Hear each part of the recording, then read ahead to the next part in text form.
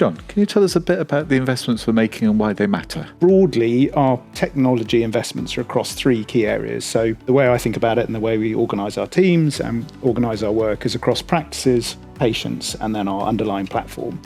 So for practices, the investments we're making are really the biggest changes we've made in the 40 years since we've had Demplan. So we're completely reimagining the way that practices interact with their patients through their Demplan patients and with us as Demplan. This will help them administer quicker, find their patients and manage their patients within that portal, as well as give them a gateway through to some of our other value-added services within Demplan. So very exciting, new, simple, fast and very modern ways for them to interact with us. On the patient side, again, a big push on digital. So people expect to now be able to sign up for things very quickly, easily, on any device at any time. And that's what we're driving with our patient onboarding process as well. So a really slick, easy, fast way to choose the right plan for you through your practice. Might be advised to you by your dentist or your hygienist. But then once you know what you want, you're through that sign-up process very easily and you can manage your plan as well as, again, as a patient, have access to other healthcare services through the Simply Health Group.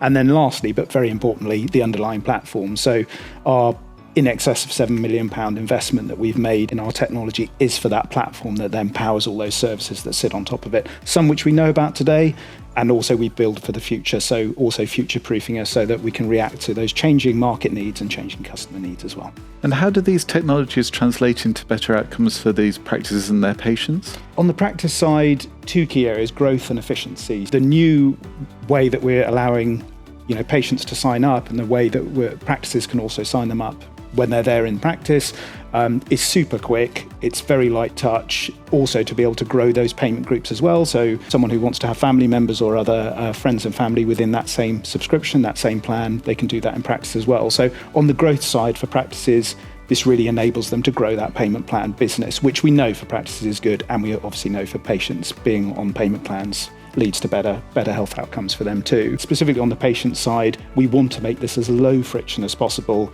Their dentists, their hygienists, their other practitioners will be telling them, regular oral healthcare. I don't need to tell you, Matt, as a dentist, regular checkups. If they're on payment plans, they're more likely to come. So we want to lower those barriers to make sure that they can find an affordable plan for them that suits their needs and also leads to better health outcomes for them. Accessibility and ease of use are really important in a busy practice. How are you and your team working on kind of accessibility and intuitive work? A great question. Accessibility for me as a product guy means a couple of things. It's got to work. It's got to work for the people who are using it, but also in terms of being accessible to everyone with different needs and particularly vulnerable customers, people with different eyesight needs, different motor skills and other things. So both on the way that we build our web experiences, on that side first, so there's an industry standard called the AAA, the Web Content Accessibility Standard, which we build towards. So that's the gold standard for accessibility in its widest sense for web-based applications, accessibility within those. So we that will work for all of anyone who can access the internet and use their devices. That will work within the portals that we've built. We will always make sure that we have processes to address our vulnerable customers, so people without those digital devices or can't use them, or who may be under the care of someone else. We will always have processes, sometimes paper-based processes, that we'll be able to manage those as well. So from that point of view, accessibility is absolutely the core of what we do at Simply Health and certainly at Demplan. Accessibility in terms of usability and this sort of intuitiveness, which was sort of there in your question as well, Matt, that is again how we build. So all of our experiences are tested with real customers. They are right with us, as indeed your team is, Matt, as well, right at the beginning of when we create designs for the products that we're building. So we've always got it right from the outset. This is built customer first, and then we iterate all the time. It's never built and done. It's never finished. We're always iterating because customer demands, customer changes, customer behavior changes. So for you as a practice owner as well and a small business owner, we need to make sure that we're not getting in the way of you running a business. So yeah, accessibility in its widest sense is always at the core of what we do. How does data fit into the products that you're building, and how do practices expect to use it? So data really is the power for the whole platform. It's the electricity, if you like, that runs our whole product. So right from the first interaction that a practice will have, they've just first time come to Demplan, they know roughly what we do, but they need to be set up, they want to set fees, they want to maybe have marketing support and other things. So right from that start, the data that we have and our 40 years of experience and the extensive footprint that we have across the country, being the market leader, it gives us a huge amount of data that we can go on in order to help guide that first experience that practice may have with us. So that's from the beginning. But then as they grow their business, as they grow their payment plan business, the reporting and analytics that we can give them through the practice portal will also help them best manage that growth.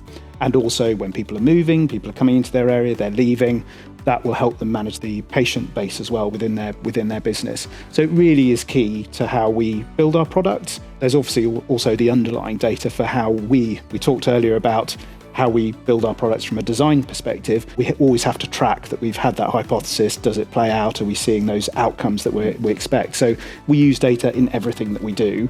And it really is a core part of the Demplan. As I say, it's the electricity that kind of runs our platform.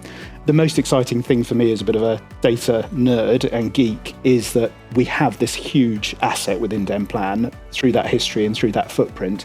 And how do we bring more exciting products and more exciting insights to our partner practices that they simply wouldn't get elsewhere in the market? Looking ahead, what exciting new products or features can practice expect to see from us? Lots, which is really exciting. We've talked about practice and patient and that underlying platform that we're building. So we talked about the new practice portal pages that practices will use. We've talked about the new joining journey for patients.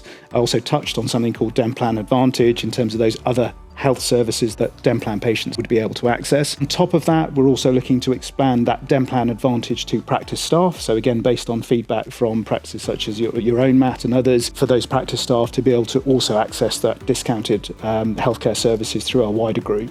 We're looking to bring that into practices soon too. I guess from, again, back to the sort of nerdy tech stuff, we're also looking to integrate with some of the key practice management software systems out there. Again, I think it's going to unlock huge value both for us but also for practices in terms of efficiency and improving patient experience and patient outcomes too. What we can do with that, I think the sky's the limit, so really excited on that.